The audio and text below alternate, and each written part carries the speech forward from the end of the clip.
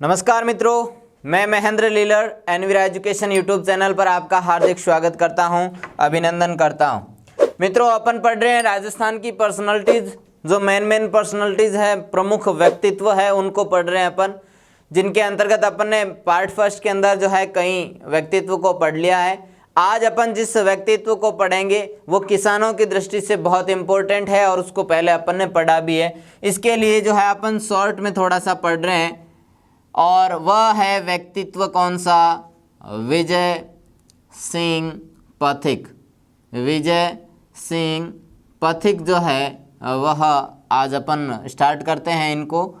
मित्रों, विजय सिंह पथिक जो है, इनका जन्म देखा जाए, है ना, इनका जन्म देखा जाए तो जन्म से जो है संबंधित है वो बुलंदशहर से। किस शहर से मित्रों? बुलंदशहर से जो है ये संबंधित है। और बुलंदशहर आपका कहाँ पे है? यूपी में है। कहाँ है मित्रों? यूपी के अंतर्गत है बुलंदशहर। यहाँ से जो है इनका संबंध रहा है, इनका जन्म रहा है, जन्मस्थली रही है। हालांकि कर्मस्थली तो मित्रों राजस्थान ही रही है, लेकिन जन्मस्थली यह है। मित्रों, इनका मूल नाम कई दफ़ा पूछा गया है, इसलिए मूल नाम कंठस्थ होना चाहिए। इनका मूल नाम है भूप सिंह गुर्जर। भूप सिंह गुर्जर जो है वो इनका क्या रहा है? उपनाम रहा है मित्रों, है ना, सॉरी, मूल नाम रहा है। उपनाम तो पथिक रहा है ना, वो बाद में पढ़ेंगे अपन। मित्रों ध्यान देना, विजय सिंह पथिक जो है उन्होंने भारत में किसान आंदोलन का जनक माना जाता है। इनको भारत में किसान आंदोलन का क्या माना जाता है? किसान आंदोलन का जनक माना जाता है मित्रों। ठीक है मित्रों, ये तो रही बात इनकी जो है थोड़ी बहुत पर्सनालिटीज की। अब इनसे संबंधित जो समितियां हैं, जो परिषदें हैं, उनको याद करना बहुत ज़रूरी है। तो इन्होंने मित्रों, अपन ने जो है किसान आंदोलन पढ़े थे, उस समय इनको पढ़ा था। और इन्होंने जो है 1915 ईस्वी में एक जो है स्थापना करते हैं, एक बोर्ड की स्थापना करते हैं, जिसका नाम दिया गया था किसान पंच बोर्ड। क्या नाम दिया गया था? किसान पंच बोर्ड की इन्होंने क्या की थी? स्थापना की थी। किसकी? किसान पंच बोर्ड की इन्होंने क्या की? स्थापना की। ठीक है मित्रों, ध्यान देना मित्रों, केवल यहीं तक ये सीमित नहीं रहे हैं। नेक्स्ट 1916 ईस्वी में, 1915 में तो किसान पंच बोर्ड की इन्होंने स्थापना कर दी। वहीं 1916 में करी है, 15 में नहीं, 1916 में करी। और 1917 ईस्वी में जो है मित्रों इन्होंने ऊपरमाल पंच बोर्ड की स्थापना की। ऊपरमाल पंच बोर्ड नामक समिति की जो है इन्होंने स्थापना कर दी है 1916 में और 1917 ईस्वी में। ये रही है मित्रों इनसे संबंधित बातें। अब मित्रों ध्यान देना, इन्होंने एक और स्थापना की थी, तो इन्होंने की थी राजपुताना मध्य इंपॉर्टेंट है मित्रों, राजपुताना मध्य भारत सभा की स्थापना किन्होंने की? तो किन्होंने की? विजय सिंह पथिक ने की। राजपुताना मध्य भारत सभा की स्थापना, मध्य भारत सभा की स्थापना की है किन्होंने? विजय सिंह पथिक ने। मित्रों ध्यान देना, सबसे इंपॉर्टेंट बता रहा हूं आपको, राजपुताना मध्य भारत। राजपुताना मध्य भारत को इंपॉर्टेंट इसलिए कह रहा हूं क्योंकि अगर बात आ जाती है राजपुताना की तो अपन सीधा चलते हैं जेम्स टोड की तरफ या जॉर्ज थॉमस की तरफ। लेकिन अपने को ध्यान रखना है, संबंधित पूछ ले तो न तो आपको ऑप्शन में राजा भी दे सकता है मित्रों, लेकिन राजाओं को न चुन करके चुनना है क्रांतिकारी को, किसान आंदोलन के जनक को, जिनका नाम है विजय सिंह पथिक। मित्रों अब लेते हैं अपन इनकी पुस्तक का नाम। इनकी एक पुस्तक है और पुस्तक क्या है? What what are the Indian states नामक इनकी पुस्तक का नाम है मित्रों। What are the Indian states पुस्तक का नाम है इनका। मित्रों इनकी एक जो है उपन्यास का भी ध्यान रखना, इनका एक उपन्यास भी है। और उपन्यास कौन सा है देखें यहाँ पे, उपन्यास कौन सा है इनका, उपन्यास है अजय मेरू। उपन्यास कौन सा है मित्रों, उपन्यास है इनका अजय मेरू नामक इनका एक उपन्यास है। तो मित्रों ये हैं आपके विजय सिंह पथिक। अब थोड़ा सा ध्यान देना, एक कथन को भी याद रखना। कथन कहा था किसने, गांधी जी ने। कथन किसने कहा था, M.K. गांधी जी, मोहनदास करमचंद गांधी जी ने कहा था। तो उन्होंने क्या कहा था, उन्होंने कहा था बाकी सब बातें करते हैं लेकिन विजय सिंह पथिक जी जो है वो सिपाही की तरह कार्य करते हैं। उन्होंने कहा कि बाकी सब बातें करते हैं लेकिन पथिक जी सैनिक की तरह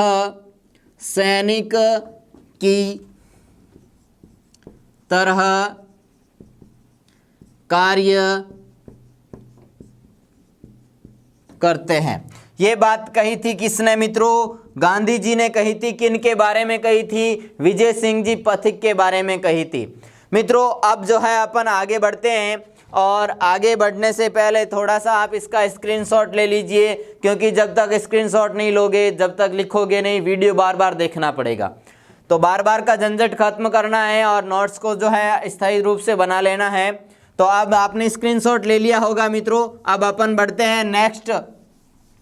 विजय सिंह जी पथिक के बारे में थोड़ी सी और बातें रह गई है तो वो भी अपन पढ़ लेते हैं। और नेक्स्ट बात क्या रही है, इनके उपनाम रहे हैं। क्या रहे मित्रों, इनके उपनाम रहे हैं। तो इनके उपनाम पढ़ लेते हैं अपन। तो मित्रों इनके जो है उपनाम लेते हैं अपन। उपनाम ध्यान रखना, उपनाम बहुत ही सिंपल नाम है और उपनाम के अंतर्गत रखना इनको राष्ट्रीय पथिक। इनको क्या नाम से जाना जाता था, राष्ट्रीय पथिक नाम से भी जो है जाना जाता था। ठीक है मित्रों। अब भारत जो है मित्रों ध्यान देना, इन्होंने एक और सभा की स्थापना की और इन्होंने स्थापना की थी वीर भारत सभा की। किसकी स्थापना की थी, वीर भारत सभा की भी इन्होंने स्थापना की थी। वीर भारत सभा की इन्होंने जो है स्थापना की है मित्रों। ठीक है मित्रों, ये तो रहे हैं आपके कौन, सॉरी वीर भारत सभा की स्थापना इन्होंने नहीं, इन्होंने वीर भारत समाज की स्थापना की है मित्रों। वीर भारत समाज की स्थापना की है। अब मित्रों अपन लेते हैं नेक्स्ट आपके किन को, वो लेते हैं अपन विजय सिंह जी पथिक के बाद लेते हैं आपके गोविंद गिरी को। नेक्स्ट पर्सनालिटी जो है मित्रों वो है आपकी कौन, गोविंद गिरी। गोविंद गिरी को जो है मित्रों लेते हैं और गोविंद गिरी का संबंध देखते हैं सबसे पहले कि गोविंद गिरी जी का जो संबंध है वह किस जिले से है। तो मित्रों ध्यान रखना इनका संबंध डूंगरपुर से है। कहाँ से है मित्रों, डूंगरपुर से जो है इनका संबंध रहा है। मित्रों गोविंद गिरी जी जो है 1883 ईस्वी में सिरोही के अंतर्गत, कब की बात है मित्रों, 1823 ईस्वी में सिरोही में इन्होंने जो है मित्रों सिरोही के अंतर्गत सिरोही में संप सभा की स्थापना की। सिरोही में संप सभा की स्थापना की, संप सभा की स्थापना करते हैं। ठीक है मित्रों, कौन स्थापना करते हैं, गोविंद गिरी जी जो है इसकी स्थापना करते हैं। मित्रों ध्यान देना, इनसे संबंधित जनजाति पूछ ले तो जनजाति कौन सी जो दक्षिण भारत में सर्वाधिक जनसंख्या की दृष्टि से देखा जाए तो पाई जाती है, वो है भील जनजाति। तो भील जनजाति को जागृत करने के लिए, भील जनजाति को जागृत करने के लिए इन्होंने एक आंदोलन चलाया था। और आंदोलन कौन सा चलाया? वो आंदोलन चलाया था इन्होंने भगत आंदोलन। कौन सा आंदोलन चलाया मित्रों? भगत आंदोलन की इन्होंने जो है शुरुआत की थी, आंदोलन चलाया था। तो मित्रों ये हो गए आपके कौन? गोविंद गिरी जी। थोड़ा सा ही अपन यहाँ पे पढ़ेंगे, लेकिन इम्पोर्टेंट है, केवल उन्हीं को पढ़ेंगे अपन। तो मित्रों समसभा की स्थापना पूछ ले, आज तक नहीं पूछा है समसभा की स्थापना किसने की, ये पूछा गया है, लेकिन जगह पूछ ले तो सिरोही ध्यान में रखना। भगत आंदोलन के जो है शुरुआत करने वाले, चलाने वाले पूछ ले तो गोविंद गिरी। भगत आंदोलन का जो है संबंध किस जनजाति से है? तो वो है आपकी कौन सी जनजाति से? भील जनजाति से। ठीक है मित्रों, बढ़ते हैं आपके नेक्स्ट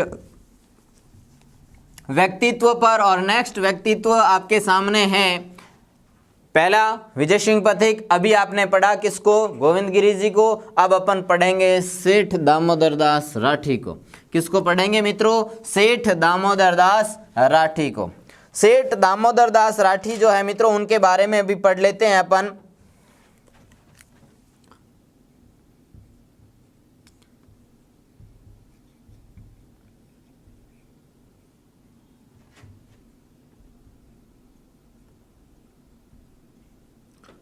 क्या है, कौन है? तो देखें थोड़ा सा सेठ दामोदर दास राठी के बारे में।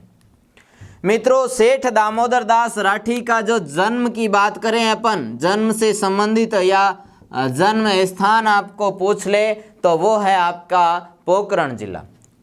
कौन सा? पोखरण से इनका संबंध रहा है। पोखरण कहाँ पे है? तो पोखरण है आपके कहाँ पे? जैसलमेर के अंतर्गत।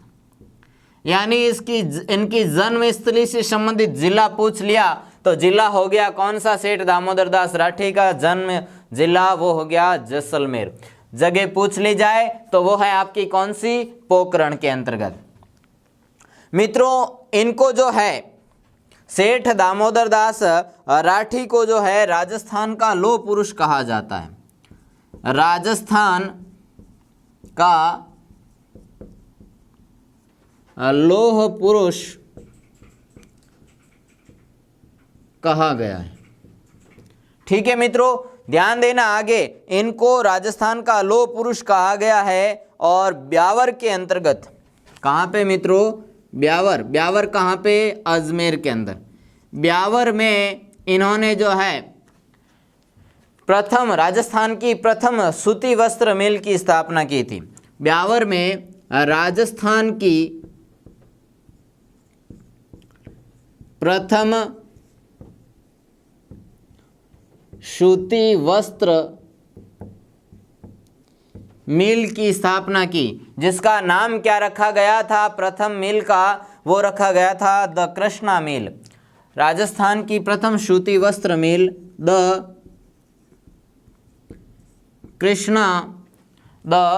कृष्णा मिल की स्थापना इन्होंने की थी। तो ये मित्रों हो गया आपके इनसे संबंधित दोनों ही प्रश्न, ध्यान दे देना। राजस्थान की प्रथम सूती वस्त्र मिल कौन सी है? तो वह है द कृष्णा मिल।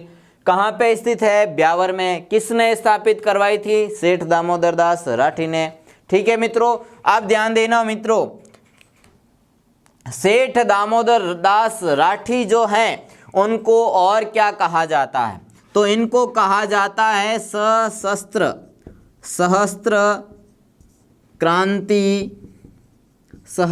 क्रांति का भामाशाह कहा जाता है।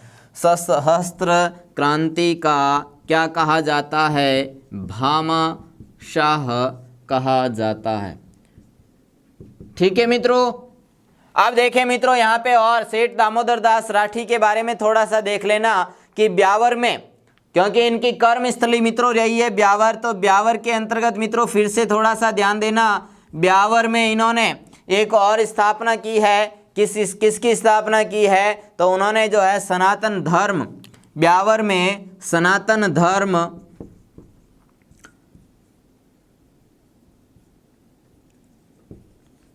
व सनातन धर्म व नव भारत विद्यालय की इन्होंने स्थापना की है।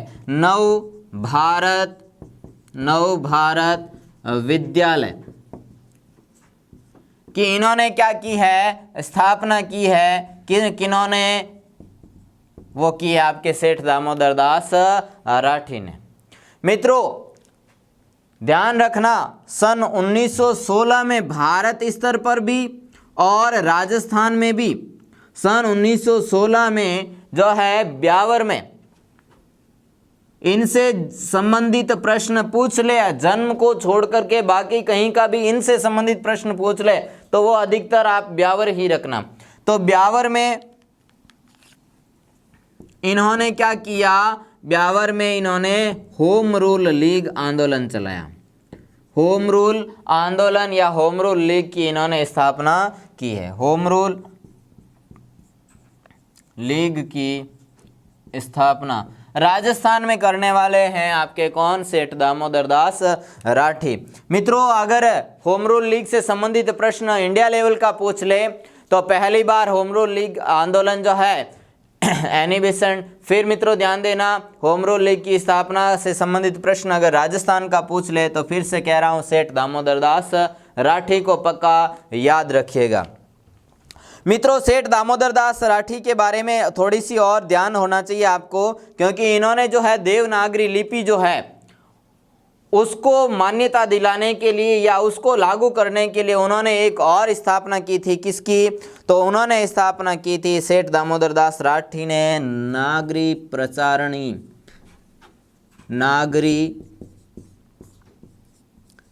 प्रचारिणी सभा की स्थापना की। किस लिए की है इन्होंने, तो मैंने अभी बताया है आपको, देवनागरी लिपि के लिए, देवनागरी के लिए, है ना, देवनागरी के लिए इन्होंने जो है इसकी क्या की है, सभा की स्थापना की है। ठीक है मित्रों, तो ये हो गए आपके कौन, सेठ दामोदर दास राठी। क्रांतिकारियों को धन से संबंधित सहायता देते थे मित्रों, कौन, आपके सेठ दामोदर दास राठी। ठीक है मित्रों, आप इसका स्क्रीनशॉट ले लीजिए सेठ दामोदर दास राठी का। बढ़ते हैं आपके नेक्स्ट व्यक्तित्व की तरफ। और नेक्स्ट व्यक्तित्व जो है मित्रों आपके सामने आते हैं आपके श्यामजी कृष्ण वर्मा। कौन आते हैं मित्रों, श्यामजी कृष्ण वर्मा। तो मित्रों नेक्स्ट आपकी व्यक्तित्व लेते हैं श्यामजी कृष्ण वर्मा। किसको, श्यामजी कृष्ण वर्मा को।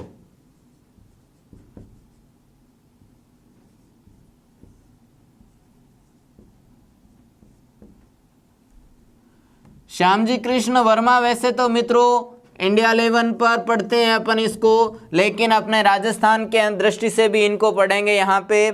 तो इनको मित्रों जो है राजस्थान की दृष्टि से अगर देखा जाए तो राजस्थान में श्यामजी कृष्ण वर्मा को क्रांतिकारियों का पितामह कहा जाता है। क्रांतिकारियों का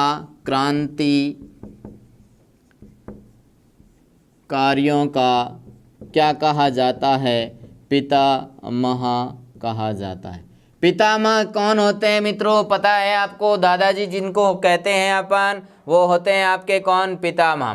तो राजस्थान में क्रांतिकारियों का पितामह कहा जाता है किनको, आपके क्रांतिकारी बंधु श्यामजी कृष्ण वर्मा को। मित्रों श्यामजी कृष्ण वर्मा का संबंध जो है मित्रों अपने राजस्थान में आने वाले समाज सुधारक जिनका नाम पढ़ा होगा आपने, स्वामी दयानंद सरस्वती। किनका नाम, स्वामी दयानंद सरस्वती जी जो है, इनके संपर्क में आने के बाद, यानी कि स्वामी दयानंद सरस्वती जो है वो इनके प्रेरणा स्रोत रहे हैं। स्वामी दयानंद सरस्वती जी किन के प्रेरणा स्रोत रहे हैं, श्यामजी कृष्ण वर्मा के। यानी स्वामी दयानंद सरस्वती जी की प्रेरणा से स्वदेशी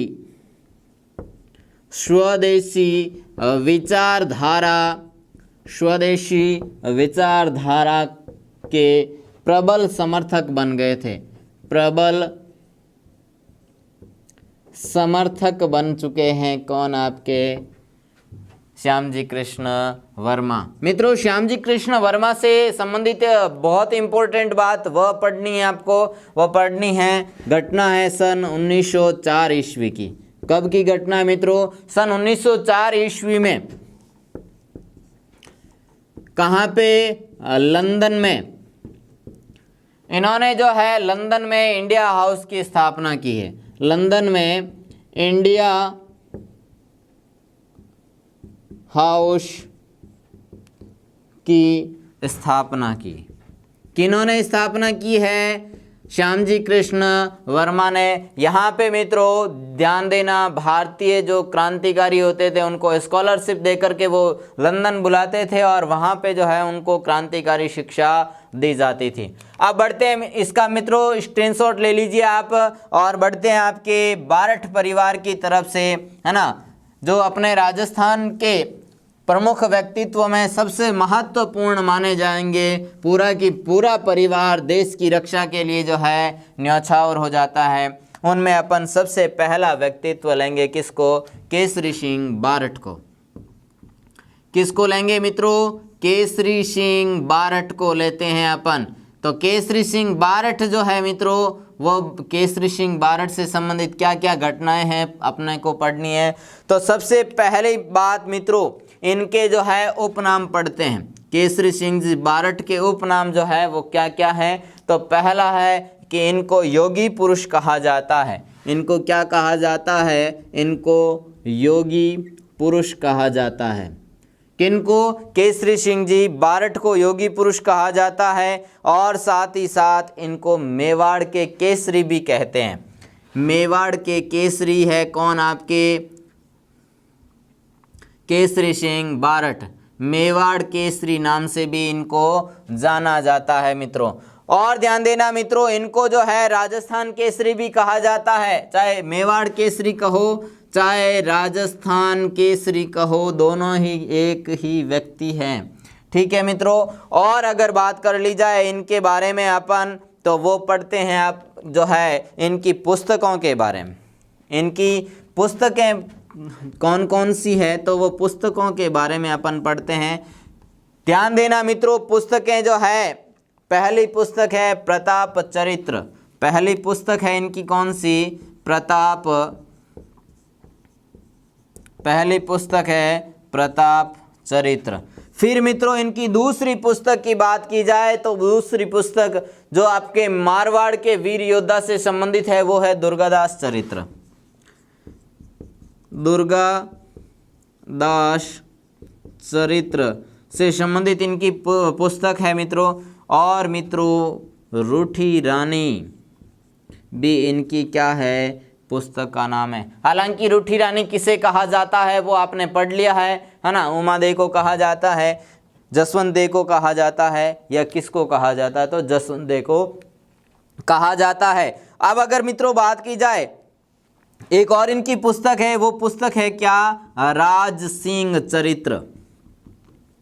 राज सिंह चरित्र ये इनकी क्या है? पुस्तक रही है मित्रों। मित्रों ध्यान देना, इनसे संबंधित बहुत ही बड़ी बात जो यहाँ पे आपके लिए लिख रहा हूँ वो है कि मेवाड़ और जो कोटा रियासत है, मेवाड़ और जो कोटा रियासत है वहाँ पे इन्होंने कार्य किया था। तो इनका जो कर्म क्षेत्र है वो आपका कर्म क्षेत्र कौन सा हो गया? मेवाड़ और कोटा रियासत। कर्म क्षेत्र की बात की जाए, कार्य क्षेत्र की बात की जाए तो वो है आपके कौन? मेवाड़ व कोटा रियासत। मेवाड़ व कोटा रियासत से संबंधित है ये। ठीक है मित्रों। अब मित्रों बात की जाए कि इन्होंने ऐसा कौन सा कार्य किया जिसको अपन आज भी याद रखते हैं।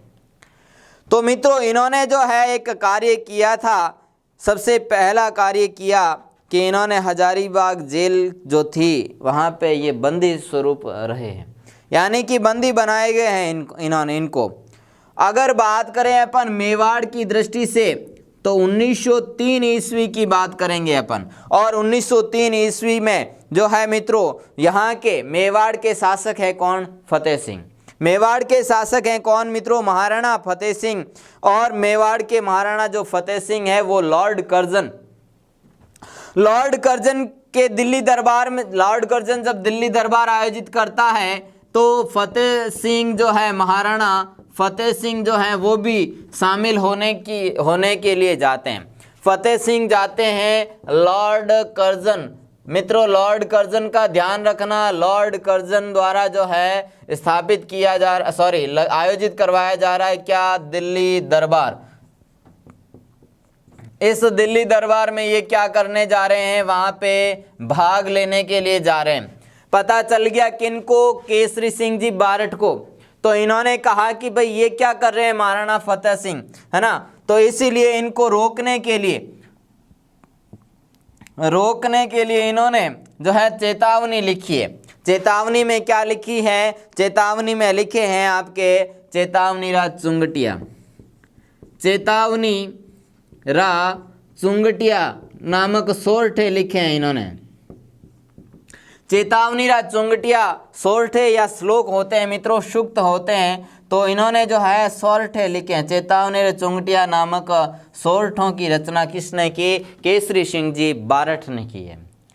इनको चेतावनी रा चुंगटिया लिखा फतेह सिंह जी को, और जैसे ही फतेह सिंह जी ने इनको पढ़ा, मित्रों ध्यान देना, और 16 संख्या में कितने थे? तो 16 संख्या में 13 थे मित्रों। 16 मत करके आ जाना, आपको 13 ही करना है। ऑप्शन में आ जाए प्रश्न कि केसरी सिंह जी बारठ द्वारा रचित चेतावनी रा चुंगटिया में कितने सॉर्ट हैं?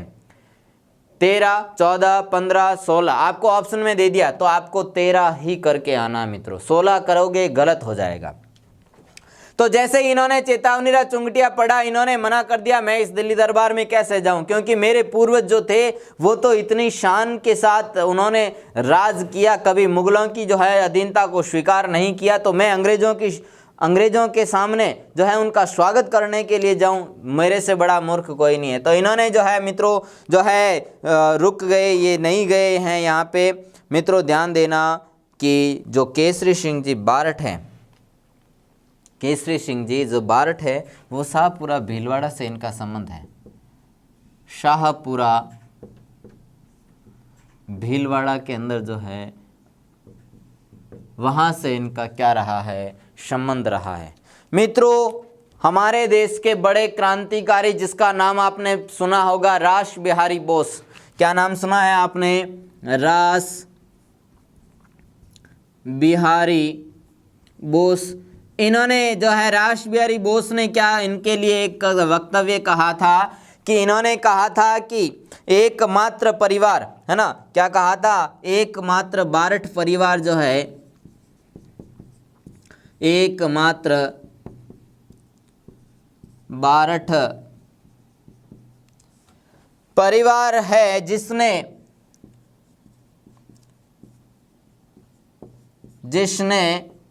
भारत माँ को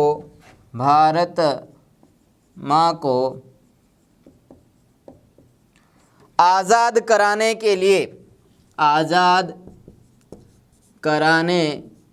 के लिए पूरे परिवार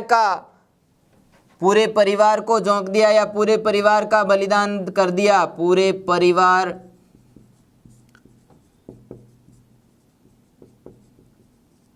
को झोंक दिया। ये कथन किसका है? रास बिहारी बोस का है मित्रों। इंपॉर्टेंट है ये भी। तो अब आप इसका क्या ले लीजिए? स्क्रीनशॉट ले लीजिए। और बढ़ते हैं अपन नेक्स्ट इन्हीं के परिवार से संबंधित जो जोरावर सिंह बारठ है उनकी तरफ। तो आपने स्क्रीनशॉट इसका ले लिया होगा। अब अपन जो है थोड़ा सा रिवाइज करते हुए चलते हैं कि केसरी सिंह बारठ का संबंध कहाँ से है? तो शाहपुरा भीलवाड़ा से है। उनका कार्य क्षेत्र मेवाड़ और कोटा रियासत है। उनकी अगर अन्य नाम पूछे जाए तो योगी पुरुष, राजस्थान केसरी, या फिर जो है इनकी पुस्तकें पूछे तो प्रताप चरित्र, दुर्गा दास चरित्र, ये सब इनकी पुस्तकें रही है मित्रों। 1903 ईस्वी में फतेह सिंह जो महाराणा है वो जा रहे हैं कहाँ पे, दिल्ली दरबार के अंतर्गत। किसने आयोजित किया, लॉर्ड कर्जन ने। तो उस समय इन्होंने क्या लिखे हैं, सौरठे लिखे हैं। उन सौरठों को क्या कहा जाता है, वो कहा जाता है क्या, चेतावनी चुंगटिया। चेतावनी चुंगटिया कहा जाता है मित्रों। ध्यान देना मित्रों, नेक्स्ट पढ़ेंगे अपन किनको, जोरावर सिंह जी बारठ को। जोरावर सिंह बारठ को पढ़ते हैं। जोरावर सिंह बारठ के अंतर्गत मित्रों ध्यान देना कि जो जोरावर सिंह बारठ है, इनका जन्म क्षेत्र, फिर से बता रहा हूं, जन्म क्षेत्र है इनका क्या, उदयपुर। जन्म क्षेत्र उदयपुर। मित्रों जन्म क्षेत्र जब इनका उदयपुर है, तो जो है इनका एक उपनाम थोड़ा सा याद आ रहा है बीच में बार बार, इसलिए उनको पहले लिख देते हैं। इनको जो है राजस्थान का चंद्रशेखर आजाद कहा जाता है। राजस्थान का चंद्रशेखर आजाद कहा जाता है। राजस्थान का चंद्रशेखर आजाद कौन, आपका जोरावर सिंह बारठ। मित्रों ये जो है जोरावर सिंह बारठ, ये केसरी सिंह बारठ के छोटे भाई हैं। केसरी सिंह बारठ के छोटे भाई हैं। मित्रों ध्यान देना, जोरावर सिंह बारठ से संबंधित जो जो सूचनाएं हैं वो आप ध्यान देना कि इन्होंने जो है होर्डिंग्स पर बम फेंका था। दिल्ली के अंतर्गत जो होर्डिंग्स बम कांड हुआ था उनमें ये भी सम्मिलित थे। मुख्य आरोपी के रूप में ये भी थे जोरावर सिंह बारठ। तो इन्होंने, इनसे संबंधित जो घटना है वो है होर्डिंग्स बम कांड। होर्डिंग्स बम कांड में जो है ये मुख्य आरोपी के रूप में रहे थे। और जब ये होर्डिंग्स बम कांड होता है उस समय जो है इनको क्या कर लिया गया, गिरफ्तार किया गया। सॉरी, ये कभी गिरफ्तार नहीं हुए थे, इसलिए जो है यहाँ पे मुख्य आरोपी है मित्रों, इनके मुख्य आरोपी हैं, मुख्य आरोपी थे मित्रों। इनको जो है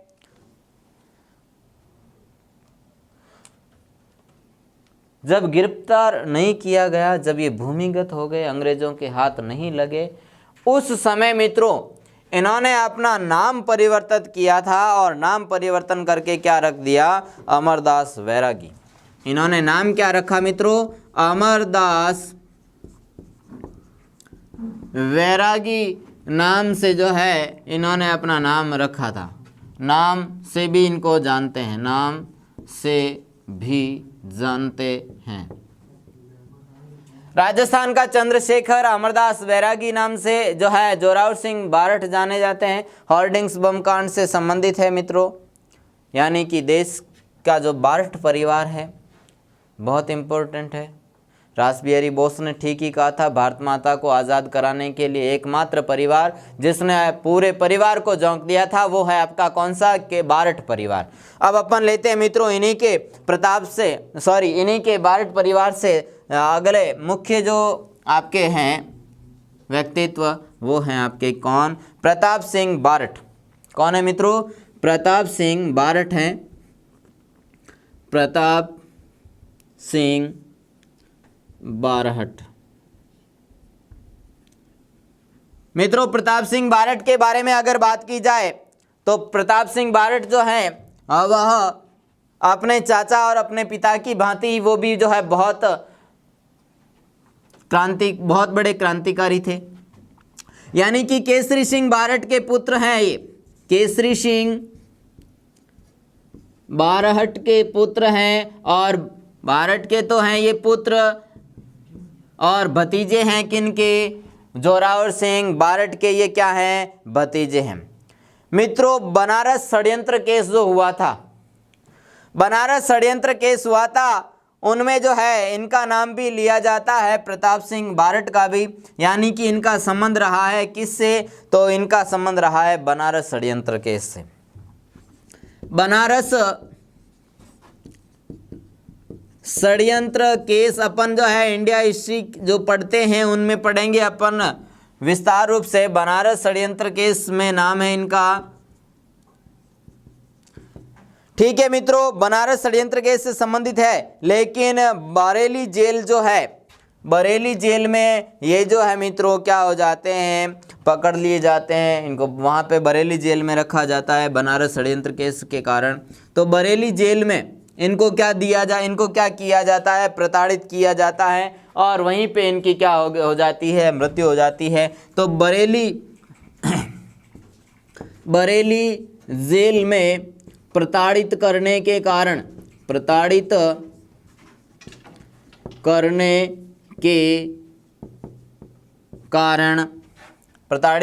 के कारण जो है मित्रों इनकी क्या हो जाती है, मृत्यु हो जाती, इनकी मृत्यु हो जाती है। तो ये परिवार है मित्रों, व्यक्तित्व है आपके कौन से, जोरावर सिंह बारट, केसरी सिंह बारट और प्रताप सिंह बारट, ये तीनों ही जो है बारट परिवार से संबंधित, इनके बारे में जो है ऐसा कहा था। अब मित्रों अपन नेक्स्ट व्यक्तित्व के अंदर लेते हैं गोपाल सिंह खरवा को। किसको लेते हैं मित्रों, गोपाल सिंह खरवा को लेते हैं। गोपाल सिंह खरवा के बारे में थोड़ा सा देखें मित्रों, गोपाल सिंह खरवा क्या है, क्यों अपन इनको व्यक्तित्व के रूप में जो है याद करते हैं। तो गोपाल सिंह खरवा जो है मित्रों, इन्होंने जो है वीर भारत सभा की स्थापना की थी। आपने पढ़ा था विजय सिंह पति के समय में कि जिन्होंने वीर भारत समाज की स्थापना की है। तो अपन यहाँ पे थोड़ा सा लेते हैं गोपाल सिंह खरवा को।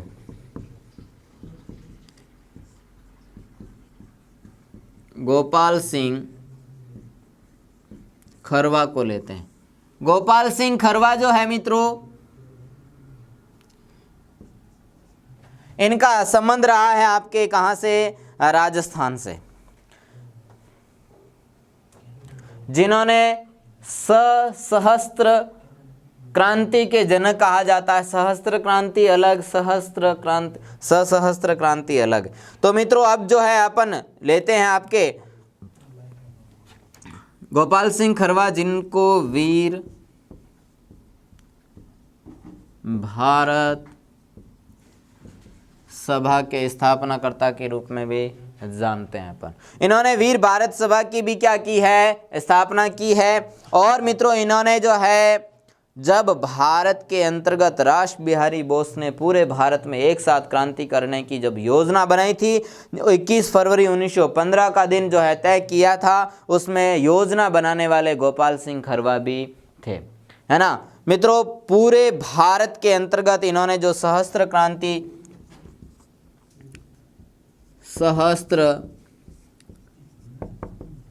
क्रांति की योजना इन्होंने बनाई थी। और वो योजना जो है मित्रों कब इसको कार्य रूप देना था, तो वो देना था आपके 21 फरवरी, है ना, 21 फरवरी सन 1915 ईस्वी को।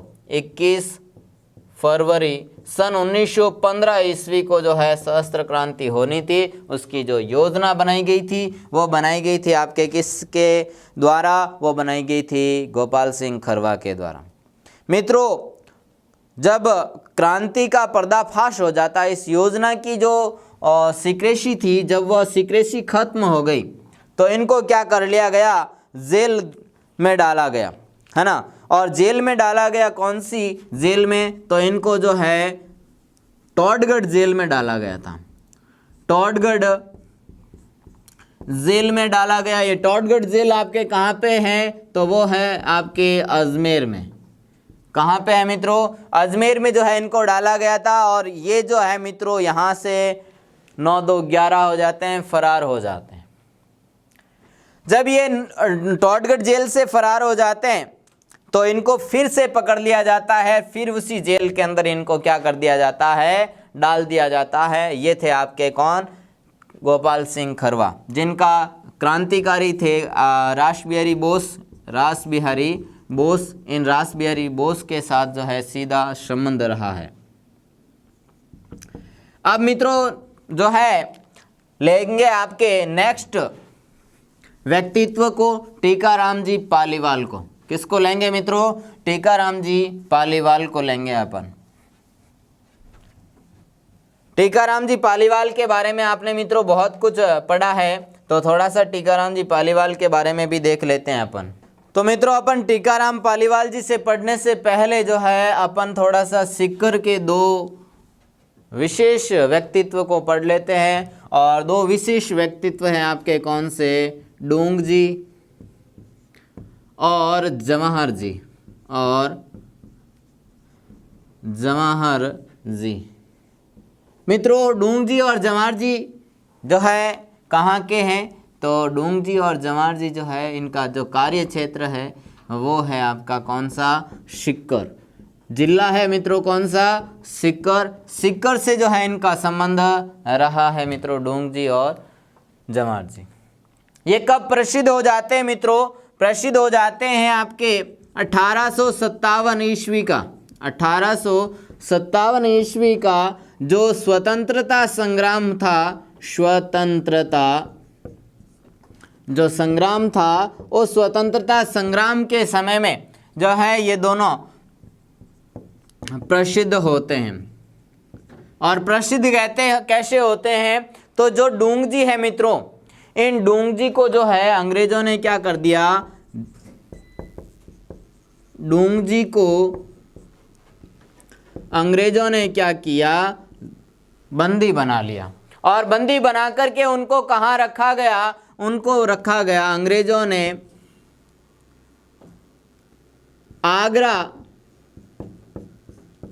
आगरा दुर्ग में। इनको क्या कर लिया? कैद कर लिया। आगरा दुर्ग में बंद कर दिया इनको। तो बंद कर दिया जाता है, तब जवाहर जी को पता चलता है। तो जवाहर जी जो है मित्रों अपने साथी बंधुओं के साथ, और जवाहर जी के साथी कौन कौन थे? तो जवाहर जी ने लोटिया जाट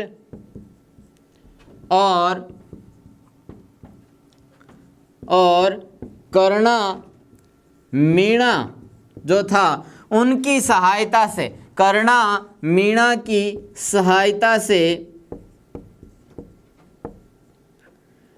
डूंग जी को छुड़ाया था। डूंग जी को क्या करवाया मित्रों? छुड़वाया था। मित्रों ध्यान देना, जो वीर रस का जो गीत गाए जाते हैं सीकर यानी शेखावटी के क्षेत्रों में, तो उनमें जवाहर जी और डूंग जी का नाम भी अक्सर लिया जाता है। अब मित्रों अपन पढ़ते हैं नेक्स्ट, आपकी जो व्यक्तित्व है उस व्यक्तित्व के अंतर्गत आते हैं आपके मगाराम जी वैद्य। कौन आते हैं? मगाराम जी वैद्य जो है आते हैं आपके नेक्स्ट व्यक्तित्व के अंतर्गत। तो अब अपन जो है लेते हैं वैद्य मगाराम। वैद्य मगाराम जी को जो है मित्रों पढ़ते हैं अपन। तो इनका संबंध या इनका कार्य क्षेत्र जो है मित्रों वो है आपके कहाँ के? बीकानेर रियासत। मित्रों इनका कार्य क्षेत्र तो हो गया कौन सी रियासत? बीकानेर रियासत।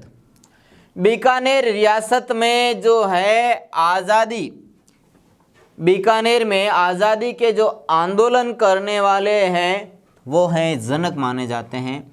यानी बीकानेर रियासत में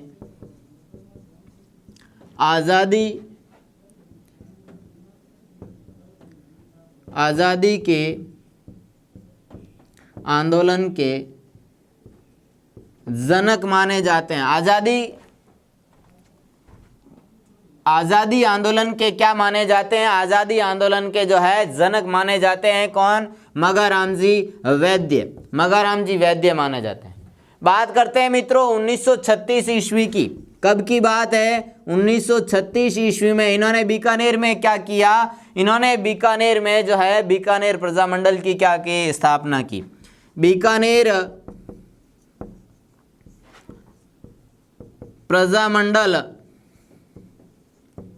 की स्थापना की है। मित्रों इन्होंने जो है एक कार्य और किया, और कार्य किया कब? 1946 ईस्वी में। और 1946 में जो है मित्रों बीकानेर राज्य प्रजा परिषद जो था, बीकानेर राज्य प्रजा परिषद, इस बीकानेर प्रजा परिषद के क्या बने हैं?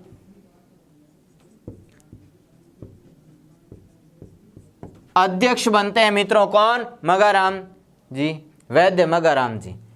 मित्रों इनका संबंध जो है मित्रों दुधवा खारा किसान आंदोलन जो हुआ था मित्रों, दुधवा खारा किसान आंदोलन, इस किसान आंदोलन में भी इन्होंने भाग लिया था,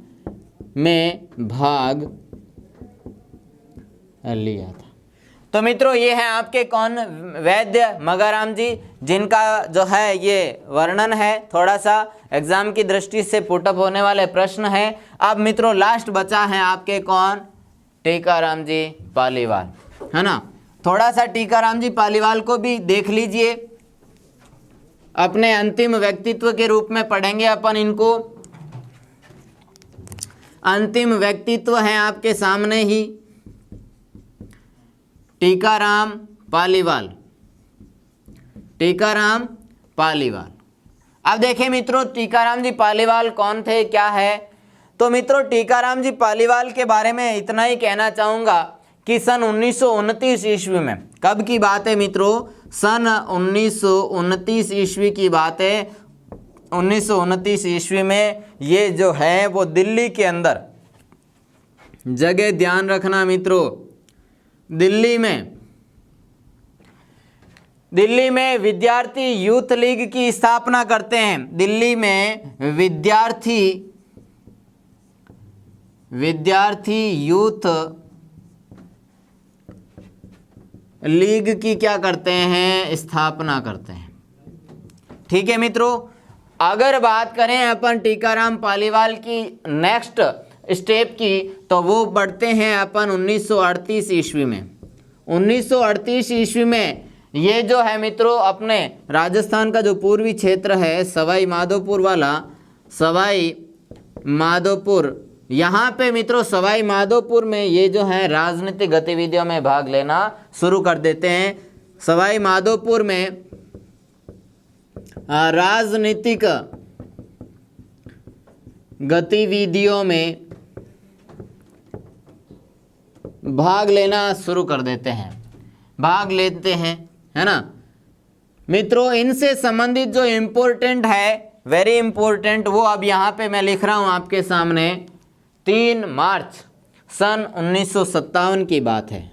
3 मार्च 1957 ईस्वी की बात है। 3 मार्च 1957 को जो है राजस्थान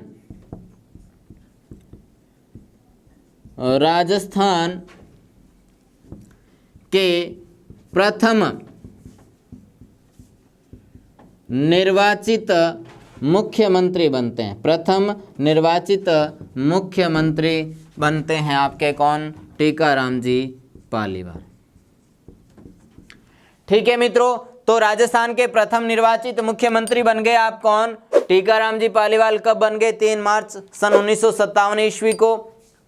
मित्रों वीडियो कैसा लगा हो कमेंट लाइक ज़रूर कीजिएगा, क्योंकि आपका यही मोटिव हमें नेक्स्ट वीडियो बनाने के लिए जो है प्रोत्साहित करते हैं। तो इसी के साथ मैं महेंद्र लेता हूं आपसे अलविदा। धन्यवाद।